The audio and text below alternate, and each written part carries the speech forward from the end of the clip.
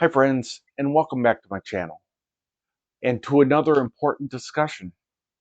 America, the land of justice, or is it more accurately the country of injustice? Kind of hard to put those two together, isn't it? Well, if it is the land of injustice, who's at fault for the injustice that takes place in our country? Put in the comments below what you think is the cause of this injustice, because I think it's society. And most often, I think it's not all, but most prosecutors don't know the meaning of justice. Now, the Oxford Language Dictionary defines justice as just behavior and treatment. That is really vague. Webster is a little bit better, but it's still a little vague, in my opinion. The quality of being just, impartial, or fair for the correct or right action. In the criminal justice world, victims that are offended want justice. Many times, the defendant often seek mercy from the system. Society, prosecutors, and victims enjoy the biblical ideal of eye for an eye, life for life, tooth for tooth, limb for limb. The Bible uses the word justice, judgment, or talks about what is just probably hundreds of times. The Bible even makes its way in inmate cells in the jails, prisons throughout the country. But how well do the American courts and the American judicial system follow biblical principles, teachings, and instructions? In my opinion, if you're going to quote books like Exodus, Leviticus, and Deuteronomy that say life for life, eye for an eye, tooth for tooth, and use Bible as a model, one, the system should follow what it claims to lay out in its principles, should follow the Bible and what it says. But two, and more importantly, needs to be understood in a good context, not the context that you want to believe. What is the purpose of the courts? That question is not as easy to answer as you might think. We know from political science and from a lot of sources that courts are in charge of interpreting the Constitution and the laws. We can notice very clearly that when you go to court, the court is settling a dispute according to evidence, the law, and Constitution between parties. And a place where justice is also administered in a fair and equal manner. But because of this hard truth that people love to take the Bible out of context or have what they like it to interpret for their own needs, concepts like fair, equal, and justice are becoming more and more difficult to define because of the way people like to nitpick Bible verses. The one thing that no matter what your opinion is, I think we can all agree that there is not a perfect system of government. And the American judicial system is no exception. Every system has its downsides and upsides. But when we're talking about American judicial system, when we think of things like issues like racial bias, age bias, unequal access to justice, harsh sentencing laws, and perhaps even the influence of a particular person, whether it be political, an influencer, have the money to buy the best lawyer you can think of, or the judge that is presiding over your case, whether it's a prosecutory judge, whether it's a compassion and defense savvy judge, or whether it's a judge that gets their own political views in way of how they issue opinions, have led some to, including me, to question whether the system truly obeys biblical ideals. Now, when we read Exodus chapter 21, verse 1 through Exodus chapter 23, verse 9, this is just shortly after Moses is received the 10 Commandments on Mount Sinai. We're going to go through this and see if we can make some observations on the other side. These are the rules you shall lay before them. When you purchase a Hebrew slave, he is to serve you for 6 years, but in the 7th year he shall be given his freedom without cost. If he comes into service alone, he shall leave alone. If he comes with a wife, his wife shall leave with him. But if his master gives him a wife, and she bears him sons or daughters, the woman and her children shall remain the master's property, and the man shall leave alone. If, however, the slave declares, I am devoted to my master and my wife and children, I will not go free. His master shall bring him to God, and there, at the door or doorpost, he shall pierce his ear with an awl, thus keeping him as a slave forever. When a man sells his daughter as a slave, she shall not go free as male slaves do. But if her master who had destined her for himself dislikes her, he shall let her be redeemed. He has no right to sell her to a foreigner, since he has broken faith with her. If he destines her for his own, he shall treat her like a daughter. If he takes another wife, he shall not withhold her food, her clothing, or her congenial rights. If he does not grant her these 3 things, she shall be given her freedom, absolutely, without cost to her. Whoever strikes a man a mortal blow must be put to death. He, however, who did not hunt a man down, but caused his death by an act of God, may flee to a place which I will set apart for this purpose. But when a man kills another after maliciously scheming to do so, you must take him even from my altar, and put him to death. Whoever strikes his father or mother shall be put to death. A kidnapper, whether he sells his victim or still has them when caught, shall be put to death. Whoever curses his father or mother shall be put to death. When men quarrel, and one strikes the other with a stone, or with his fist, not mortally, but enough to put him in bed, the one who struck the blow shall be acquitted, provided the other can get up and walk around with the help of his staff.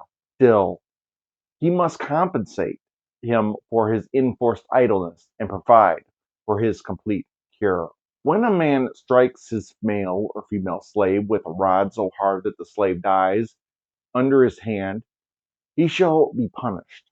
If, however, the slave survives for a day or 2, he is not to be punished, since the slave is his own property.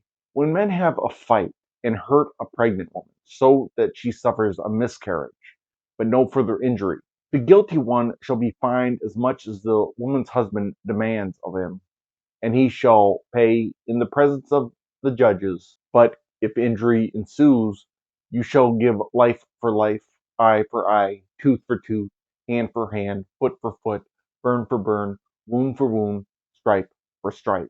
When a man strikes his male or female slave in the eye and destroys the use of the eye, he shall let the slave go free in compensation for the eye. If he knocks out a tooth of his male or female slave, he shall let the slave go free in compensation for the tooth.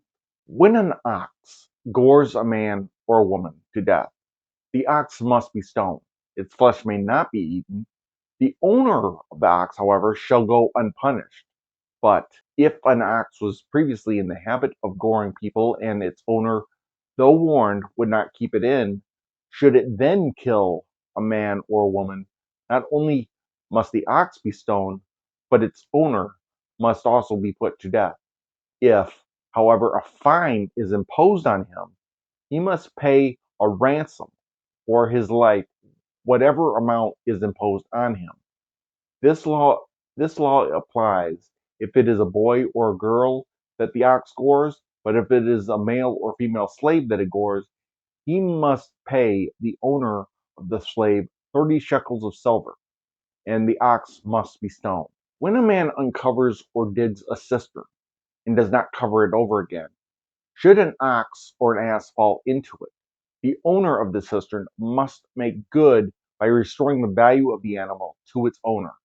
Dead animal, however, he may keep. When one man's ox hurts another ox so badly that it dies, they shall sell the live ox and divide this money as well as the dead animal equally between them.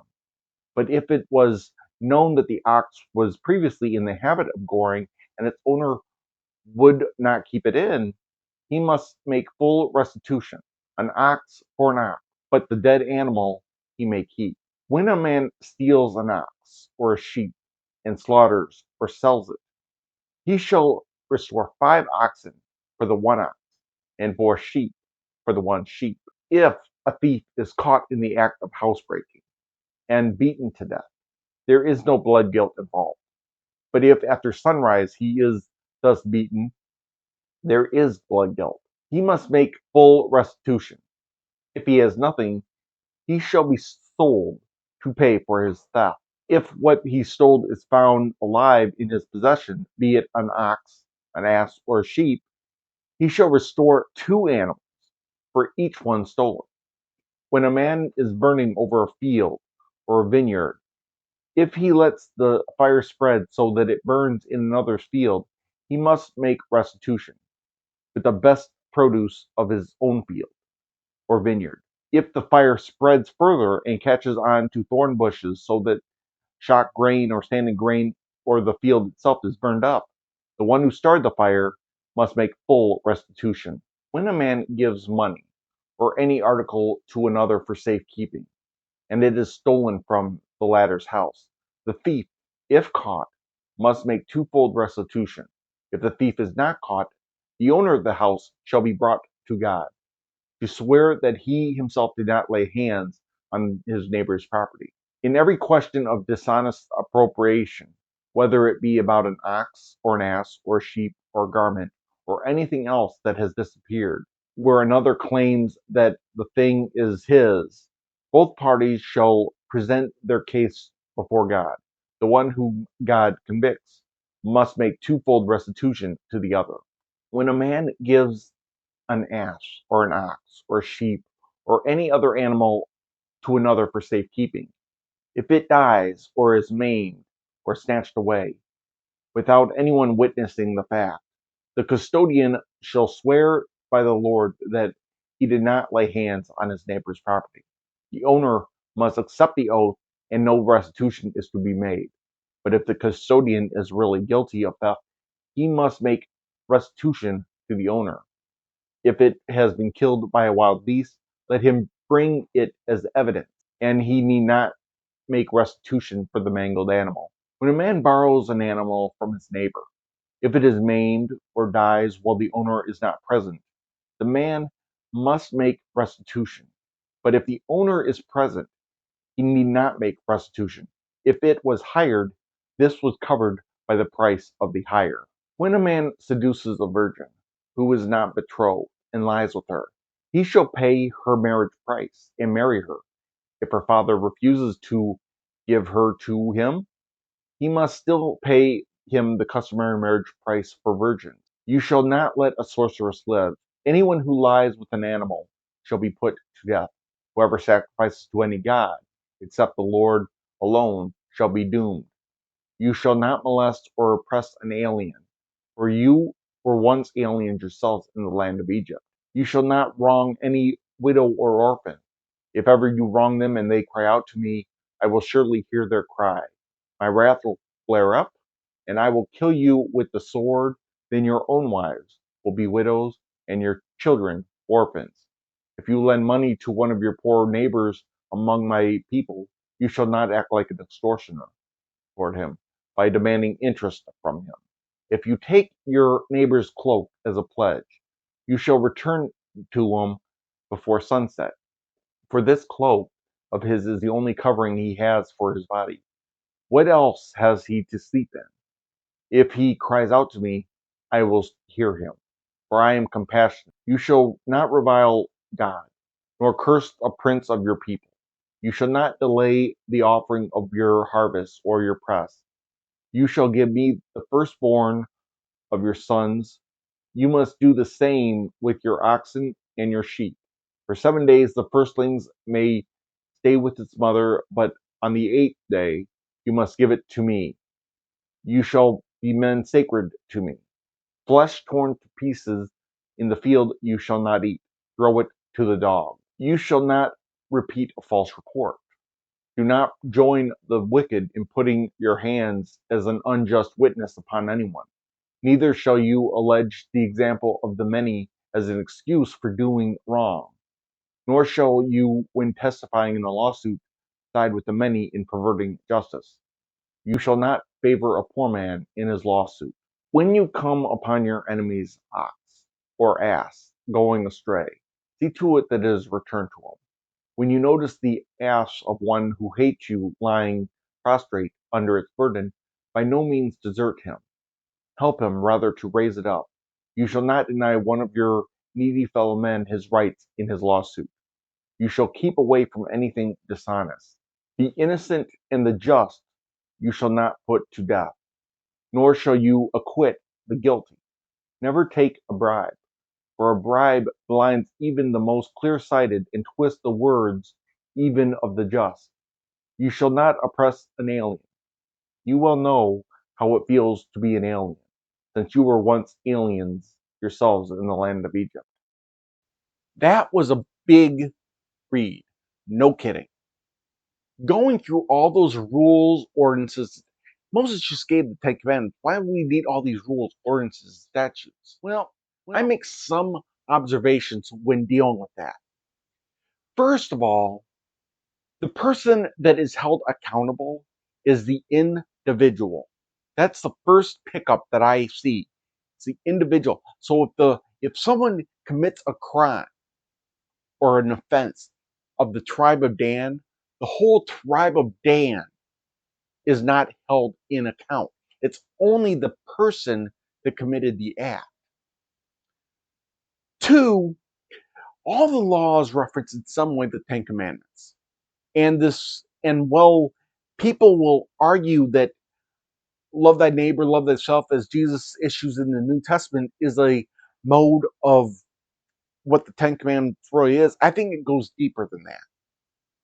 It's this respect for each other's property, person, social skills, social privacy, and to not interfere and disrespect them for your own ends.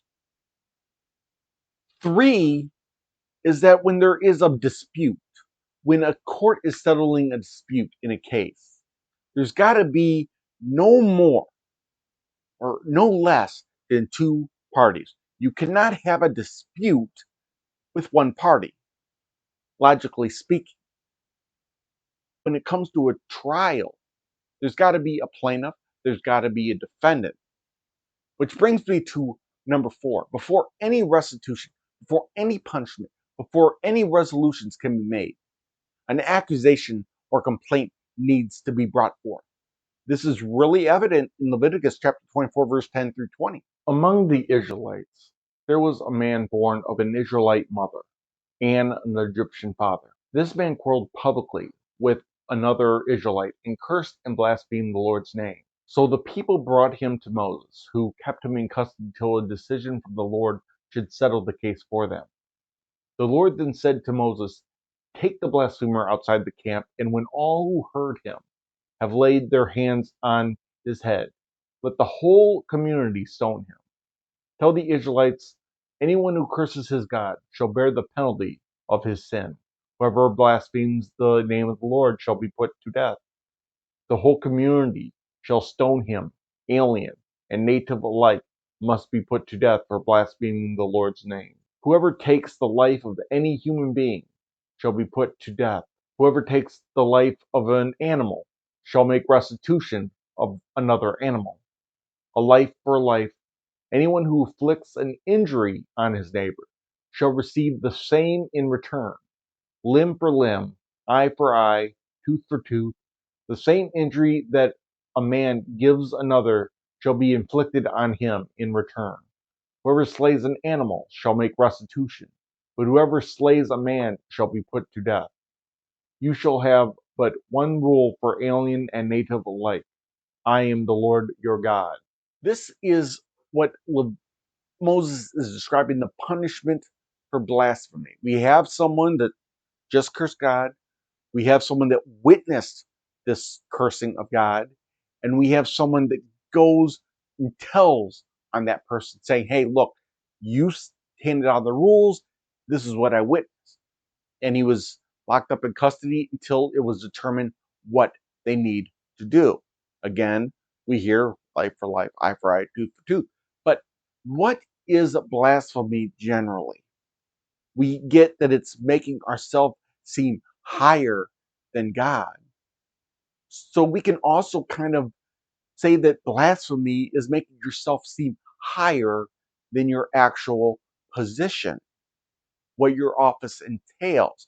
The great example from the Old Testament is in 2 Samuel chapter 11 and 2 Samuel chapter 12, where David uses his influence to lure Bathsheba to have intimate relations. She's found to be pregnant, and David uses his authority, his power, and his ego to abuse his power, his authority. So I think sin is the abuse of power and authority given by God. We elect representatives in this country to be our voice, to create laws, to make us feel safe.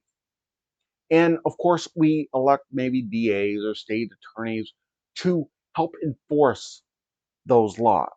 But how often do they speak for us or use their position to further their ends, to get publicity?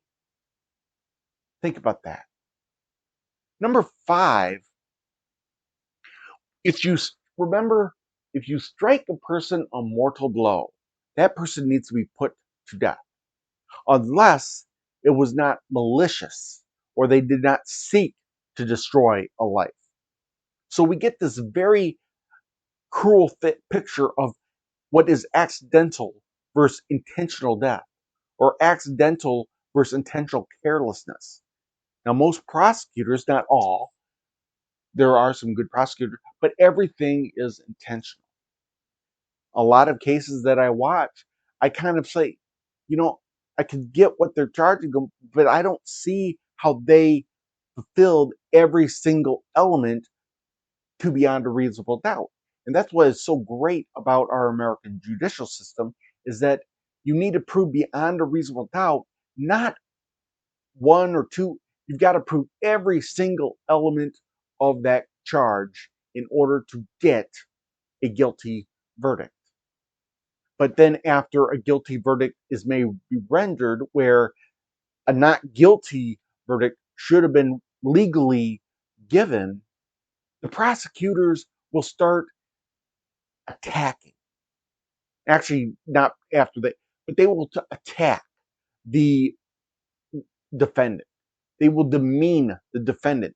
They will bully the defendant as their closing argument to try and get a guilty verdict. It's about winning the case. It's more along the line. I think our judicial system is more along the line of a debate. You're trying to win. You're not trying to find justice. You're trying to win. And Words are, in my not so humble opinion, our most inexhaustible source of magic, capable of both inflicting injury and remedying it.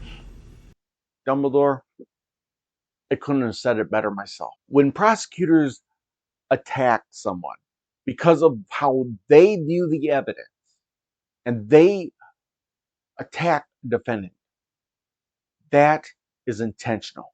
They are doing that intentionally in order to get a conviction, whether a conviction is warranted or not, trying to play on the jury's emotions, trying to get them to interpret the evidence how they interpret the evidence. And most of the time, they are successful. So, what is a good definition for the administration of justice? How can we define justice? Setting things right. Now, when there is a murder, you can't bring that person from the dead. But I think it's more than just accountability. It's about giving the victims peace, ensuring the victim's voice is heard, protection, safety, accountability, but also to see if the defendant can be rehabilitated. And in the American justice system, A lot of times when the youth commits a crime or charge, or they want to try them as an adult, rehabilitation is off the table. They're a monster, they're evil, they're psychopathic, and we can just wash our hands away from them. So the American judicial system says to give up on the youth, give up on people that make a mistake. The American judicial system is basic life for life, revenge, get even, dehumanize the defendant, put on a public display of the defendant, embarrass embarrass the defendant's family. Then death threat starts coming in. Prosecutors, most prosecutors, I think, care about one thing: getting publicity, fulfilling their ego, so that they, somewhere down the line, they can use that case, that conviction, that verdict to gain re-election in the office. Many cases I watch, the people that sit on grand juries, I think, is a major part of this problem because of how they are run, because of how the law says that they are run, because it's just a prosecutor and grand juries. The defense doesn't have an opportunity to say why this isn't the charge, or this isn't what she needs to be accountable for, which gives the executive branch freedom to convince grand juries to charge someone that maybe a lesser charge could be entitled. Deuteronomy chapter 19, verse 15 to 21. One witness alone shall not take the stand against another man in regard to any crime or any offense of which he may be guilty. A judicial fact shall be established only on the testimony of 2 or 3 witnesses. Let's stop there. The testimony of 2 and 3 witnesses, what does that mean? How many times in the Bible, I think the Bible can be a great lesson of how not to administer justice. Because we see Joseph falsely accused by Potiphar's wife of attempting assault, leading to his imprisonment, not taking Joseph's side, or not hearing from Joseph. And even if Joseph would come to Potiphar and say, hey, your wife tried to, would he be open-minded? Would he know about, because, Joseph is handsome, it says in the Bible. Naboth, remember his vineyard? Falsely accused by Jezebel, bring in 2 scoundrels and accuse him of blasphemy so they could seize his vineyard for the king. How many times was David falsely accused from various enemies during his life, including King Saul? And Abimelech, the priest, was falsely accused by aiding and abetting David, his enemy, who, by the way, wouldn't be king without David. Elijah's servant falsely accused Elijah of needing a gift from Naaman. Jeremiah, the priest and prophets and people, 2 or 3 witnesses, spoke falsely against him, leading to his imprisonment. It wasn't in the early editions of the Hebrew Bible, but if you go through Daniel, there is a 13th and 14th chapter that speaks of when the elders of the clan of the Israelites made false accusations against Suzanne. And Daniel comes in, separates the parties, and their testimony didn't match. So I would say that Daniel is probably the very first public defender. And what happened to those people? If you read whatever punishment that they were wanted Suzanne to fulfill, they got the punishment. And now you say that that can't happen because prosecutors would be afraid to bring charges. Well, if you read the rest of Deuteronomy, that's exactly what it says. If an unjust witness takes a stand against a man to accuse him of a defection from the law, the two parties in the dispute shall appear before the Lord in the presence of the priest or judges in office at that time. And if after a thorough investigation the judges find that the witness is a false witness and has accused his kinsman falsely, you shall do to him as he planned to do to his kinsman. The rest, on hearing of it, shall fear and never again do a thing so evil among you. Do not look on such a man with pity, life for life, eye for eye, tooth for tooth, hand for hand, and foot for foot. Other people that have been falsely accused. Jesus, obviously. Stephen, who was accused of blasphemy by Saul and martyred. Paul, who was converted through Stephen's prayers, faced many false accusations and persecutions from many sources during his journeys.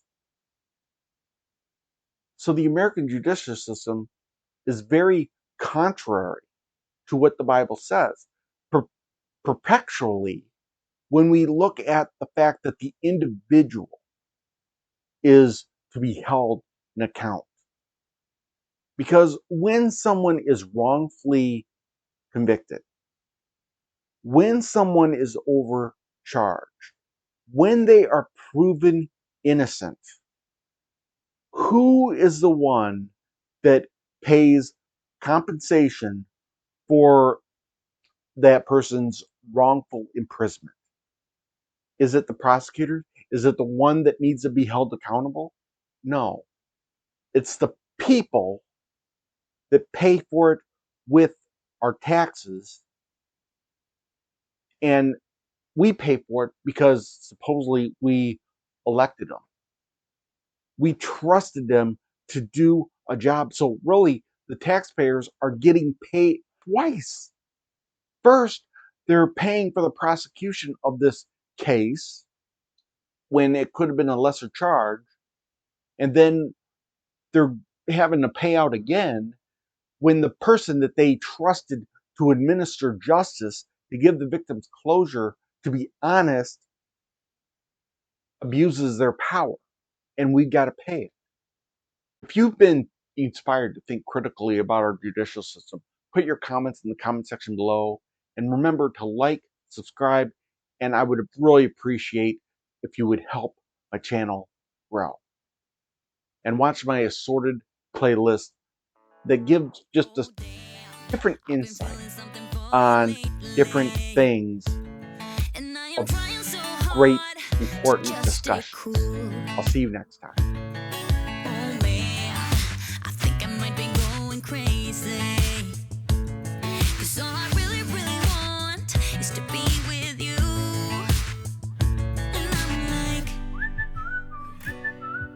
I'm saying we're just friends, but thinking you're my man. And baby, if